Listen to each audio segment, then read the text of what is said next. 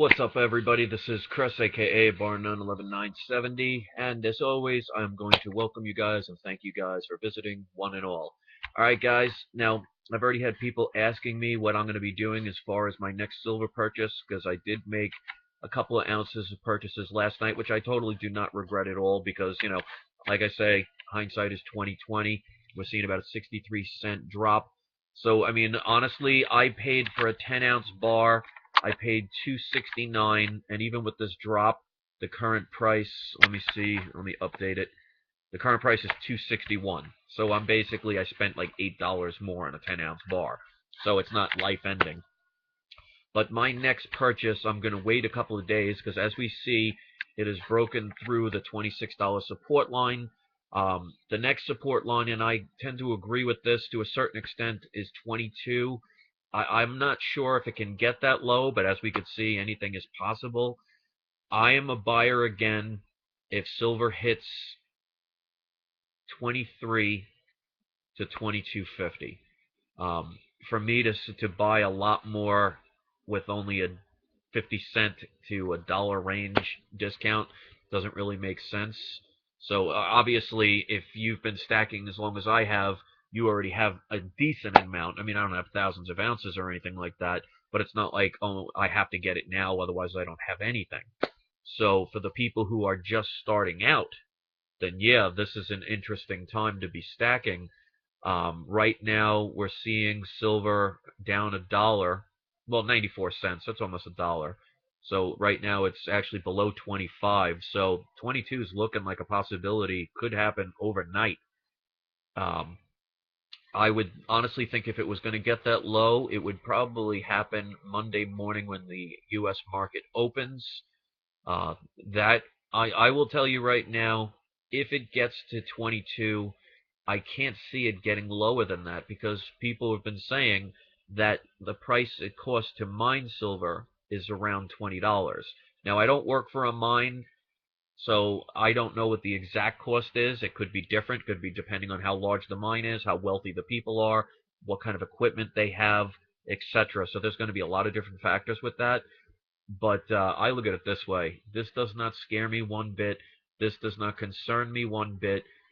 To those who don't understand it and think, oh, ha ha, look at the price going down, I see it as just a way to continue to stack and be able to get discounted prices. Whether people want to hear that or not, that is absolutely fine. I am here for myself and those who agree with what I say.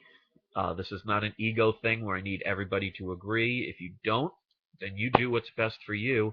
I make these videos because people appreciate what I have to say, and even if that's a handful of people, that's absolutely fine with me.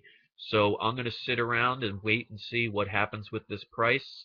But like I said, guys, with what happened in Cyprus, with what happened with Bitcoins, and what happened on Friday with the silver and gold dropping, it's left a bad taste in people's mouths. There's a lot of people scared right now, and you could see it. They're getting out. A lot of this, I'm sure, is the people in the paper markets. They're not the people selling physical metals. Because if you look on eBay, you're not going to find an ounce of silver for $25. So keep that in mind, guys. I'm in this for the long haul. I'm not worried about it. I don't care what anybody else says. I make my own choices in life. I'm responsible for my own decisions, just like you are too. So I'm going to keep looking at this with a smile because right now, when I first started stacking silver in 2006, I was buying it at $22 an ounce. And after shipping and everything, a 10 ounce, I had bought a couple of 10-ounce bars, I think like 3 or 4 of them. And with the shipping, it came out to an average of $25 an ounce.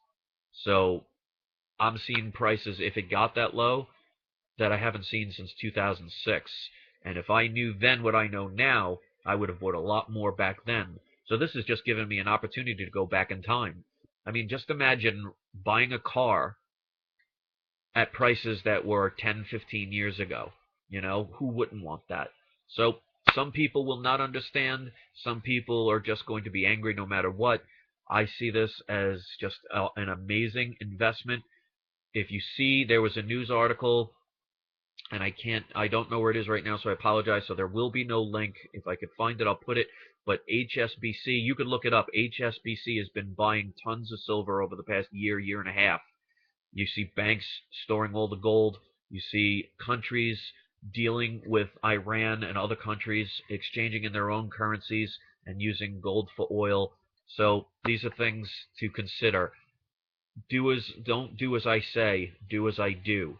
So that's why when it comes to the banks, the governments, the Fed, they're all telling you one thing, and behind closed doors, they're doing others, and it shows in their actions.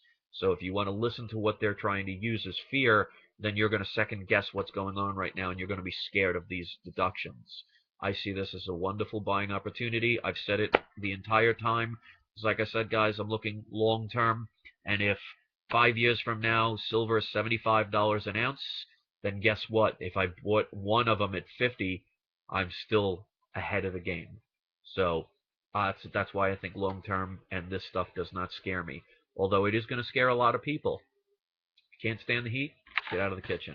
All right, guys, thanks for watching, and as always, I appreciate your comments. Enjoy the ride. Peace.